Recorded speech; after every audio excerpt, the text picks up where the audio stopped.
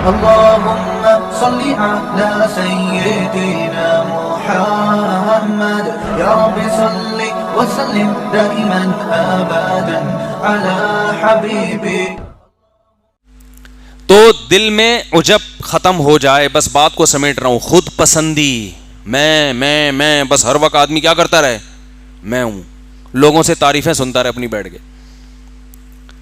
تو ان پہ علماء نے الگ الگ بحث کی ہے, خود پسندی کیسے ختم ہوتی ہے, حسد کیسے ختم ہوتی ہے, کیسے ختم ہوتا ہے حسد, اور تکبر کیسے ختم ہوتا ہے. لیکن علماء کہتے ہیں کیونکہ یہ صوفیہ کرام کا ٹاپک ہے نا, تو اس کو تصوف میں زیادہ اٹھائے کہ ایک چیز اگر اپنے اندر پیدا کر لو, ایک بیماری سے کا علاج کر لو, تو یہ سارے انڈے بچے خود ہی ختم ہو جائیں گے. وہ ہے دل سے دنیا کی محبت نکال دو, اللہ کی پیدا کر دو, بس یہ سارے انڈے بچے کیا ہو جائیں گے. جب آپ کے دل میں اللہ کی محبت, اللہ کو تلاش کرنے کی چاہت, تو کسی کی دولت دیکھ کر آپ کو جیلسی ویسے ہی نہیں ہوگی, کیونکہ وہ آپ کا محبوب ہے ہی نہیں. جیلسی جب ہوتی ہے جب محبوبہ آپ کی اور کسی اور کی گود میں جا کے بیٹھ جائے, کسی اور کے ساتھ سیلفیاں لے رہی ہے, ڈیٹیں کسی اور کے ساتھ مار رہی ہے, تو آپ جلو گے نا. لیکن اگر وہ آپ کی دھتکاری بھی ہے, محبوبہ ہی نہیں ہے, بھاڑ میں جائے جہاں مرضی جا کے بیٹھے, تکلیف ہوگی آپ کو. بھائی دل کے ارماں آنسوؤں میں اس وقت بہتے ہیں جب ان کے بچے آپ کو ماموں کہتے ہیں. ہر ایک کے بچے آپ کو ماموں کہیں, اس سے آپ کو تکلیف نہیں ہوتی. جب ان کے بچے آپ کو ماموں, جس سے آپ کی سیٹنگ تھی, سیٹنگ آپ کی تھی, شادی اس کی کہیں اور ہو گئی, ایک دھچکا لگا, یار یہ کیا ہو گیا, میری نہیں ہوئی. پہلا دھچکا یہ کہ میری نہیں ہوئی, ریجیکٹ, اس پہ غم ہوتا ہے, اس کے ابا نے انکار کر دیا. پھر جب اطلاع ملتی ہے کہیں اور منگنی ہو گئی ہے, دوسرا دھچکا لگتا ہے کہ نہیں لگتا. پھر جس دن بارات آتی ہے اور دلہن رخصت ہو کے جاتی ہے, ایک اور دھچکا لگتا ہے, بے اب تو نکاح بھی ہو گیا, رخصتی بھی ہو گئی. پھر جب اطلاع ملتی ہے بچہ ہو گیا, کیسا جلے گا کہ نہیں جلے گا. اور جب بچہ بڑا ہو کر آپ کو بولے گا ماموں, ہے بھائی کہ کمبخت, ساتھ غیروں کے میری قبر پہ آتے کیوں ہو, تم جلاتے نہیں مجھ کو تو جلاتے کیوں ہو. جلانے کا مطلب زندگی دینا. شاعر جو ہے نا, محبوبہ کے غم میں مر گیا, قبر میں چلا گیا, محبوبہ قبر پہ زیارت کے لیے آ رہی ہے, آئی بھی اپنے بھائی کے ساتھ.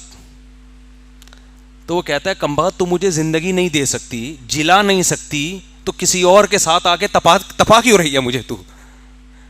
یعنی قبر پہ تو کم از کم اکیلے آ جانا ملنے کے لیے, قبر پہ بھی بھائی کے ساتھ نہیں, یا میرے اپنے عاشق کے ساتھ آ رہی ہے جس میں جل رہا ہوں. یعنی تیری سیٹنگ کہیں اور ہو گئی تھی, تو اس بندے کے ساتھ آ رہی ہے میری قبر پہ. یار ساتھ غیروں کے میری قبر پہ آتے کیوں ہو, تم جلاتے نہیں مجھ کو تو جلاتے کیوں ہو. تو جب جلے گا نا, جب محبوبہ آئے گی ولن کے ساتھ اس کی قبر پہ, کیا خیال ہے, پھر جلے گا یہ. تو جب وہ آپ کی محبوبہ ہی نہیں ہے میرے بھائی, تو پھر کسی کے ساتھ بیٹھے آپ کو اس سے تکلیف نہیں, آپ کے ریجیکٹڈ ہے, وہ پسند نہیں کیا آپ نے اس کو. تو دنیا اگر ریجیکٹڈ مال بن جائے آپ کا, دل سے نکل گئی محبت گاڑیوں کی, بنگلوں کی, دولت کی, اور اللہ کی محبت آ گئی اس کی جگہ, تو پھر یہ دولت کسی کے پاس دیکھ کر آپ کو جیلسی, بولو حسد ہی نہیں ہوگا, پیدا ہی نہیں ہوگا. حسد کے جو کیڑے مکوڑے ہیں, یہ اللہ کی محبت ایسا اسپرے ہے کہ یہ حسد کے جراثیم کو نگل جائے گی آپ کے لیے, کہ یہ کوئی بڑی چیز ہے ہی نہیں. اور عجب خود پسندی بھی ختم ہو جائے گی, اس لیے کہ انسان کو جس سے محبت ہوتی ہے نا, وہ چاہتا ہے مجھے ہر قیمت پہ محبوب چاہیے. تو محبوب اگر تعریف کرے گا تو خوش ہوگا, محبوب کے علاوہ لوگوں کی تعریفوں کو وہ لفٹ نہیں کراتا, اس کی نظر میں اس کی ویلیو نہیں رہتی ہے. وقت ہو گیا ہے کافی زیادہ, ورنہ اس پہ میں ہر چیز پہ مثالیں دے کے بات سمجھاتا. خلاصہ یہی نکلا کہ اللہ کی محبت پیدا کر لی جائے, اور وہ جب تک نہیں ہوگی جب تک دنیا کی نکلے گی نہیں. یہ دونوں محبتیں ایک دل میں جمع ہو نہیں سکتی, اور دنیا کی جب نکلے گی اس کا ایک فارمولہ ہے, ایک طریقہ ہے. ہر وقت یہ دماغ میں مسلط کریں کہ یہ مسافر خانہ ہے, رہنے کی جگہ